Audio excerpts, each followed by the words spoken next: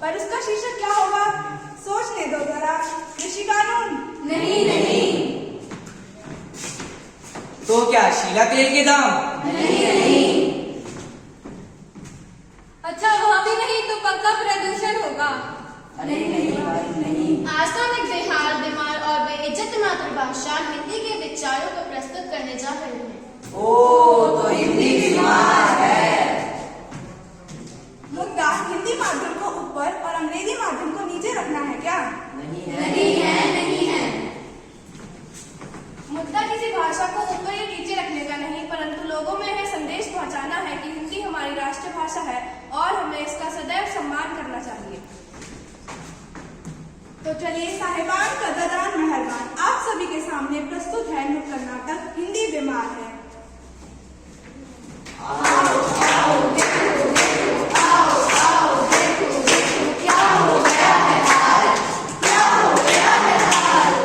देखो भाई देखो, कौन है ये जिसका हो गया है बुरा हाल? क्या हो गया है हाल? किसका हाल? कैसा हाल? कोई बताएगा भी सही, हमारे भारत में इतना बुरा हाल किसका हो गया है, कैसे और क्यों? अरे हिंदी हो गई बीमार, हिंदी हो गई बीमार। ओह, हिंदी बीमार है। ये सोचकर तो बड़ी हैरान हूँ। क्या ये सच है? हाँ ये सच है। अरे भाई हिंदी कैसे हो गई बीमार? हिंदी कैसे हो गई बीमार? हिंदी की ऐसी दशा आखिर कैसे? हिंदी क्यों बीमार है? आखिर क्यों? आखिर क्यों? मैं हिंदी हूँ, मैं हो गई बीमार, मैं हो गई बीमार। अरे भाई कोई मुझे तो बताओ, हिंदी बीमार क्यों हो गई? कोई बताएगा भी हमारे भारत में मातृभाषा की ऐसी दुर्दशा आखिर कौन है जिम्मेदार?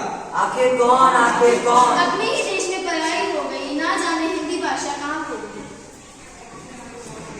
जिस भाषा को भारत का गौरव माना जाता है, आज वह भाषा खोती ही जा रही है। होती ही जा रही है।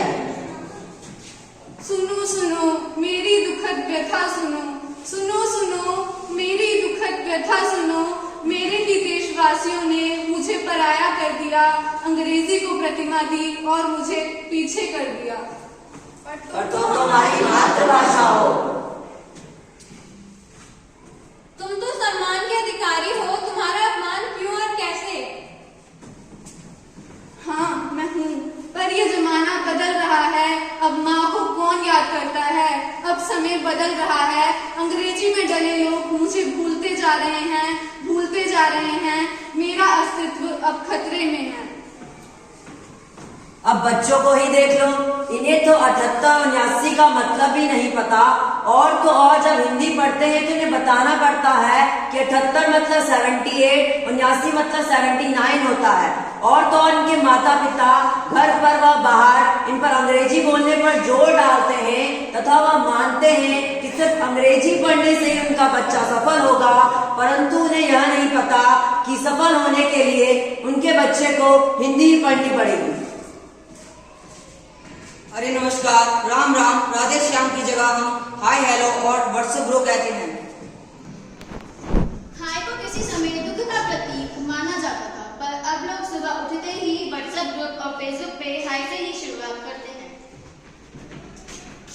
नमस्कार, धन्यवाद, आभार जैसे सब थैंक यू में सिमट कर रहे हैं। जहाँ पहले कार्य को जल्द से जल्द पूरा करने को कहा जाता था, जहाँ पहले कार्य को जल्द से जल्द पूरा करने को कहा जाता था, जहाँ अब ASAP as soon as possible बोला और कार्य खत्म। लोग अपनी जिंदगी को आसान बनाने के लिए हिंदी भाषा को भूलते ही जा रहे हैं, भूलते ही जा रहे हैं। जिंदगी एक सफर है सुहाना, आया अंग्रेजी बोलने का जमाना। जिंदगी एक सफर है सुहाना, आया अंग्रेजी बोलने का जमाना। अरे भाई अंग्रेजी बोलो, मेरी मनाही नहीं, पर अपनी मातृभाषा को तो मत भूलो। अगर यही हाल रहा, अंग्रेजी हम पर हुक्म करेगी, परंतु हिंदी तो पराई हो जाएगी, पराई हो जाएगी। भारतवासी अपने ही देश में हिंदी नहीं बोलेंगे, हिंदी तो बेहाल हो जाएगी, बेहाल हो जाएगी। नहीं नहीं, हम ऐसा नहीं होने देंगे। लिए अपनी भाषा की सुरक्षा हम स्वयं करेंगे, क्योंकि सारे जहां से अच्छा हिंदुस्तान हमारा हमारा, सारे जहां से अच्छा हम बुलबुले हैं इसके, ये गुलसितां हमारा हमारा, सारे जहां से अच्छा। आज से मैं भी हिंदी बोलूंगी और हिंदी भाषा का सम्मान करूंगी। हाँ भाई हाँ, हिंदी जो गौरव है हमारा, उसे बोलने से लोग क्यों कतराते हैं, हिंदी को क्यों नहीं अपनाते हैं, हिंदी को क्यों नहीं अपनाते हैं। एकजुट होकर हम सभी को हिंदी को अपनाना है, अंग्रेजी से पहले हिंदी को उसका स्थान दिलाना है, अंग्रेजी से पहले हिंदी को उसका स्थान दिलाना है, बेहाल होने से बचाना है, बेहाल होने से बचाना है। मैं हिंदी हूँ, मुझे सम्मान दो, मैं गुणों की खान हूँ, हर भाषा में महान हूँ, भारत की पहचान हूँ। नमस्कार, धन्यवाद।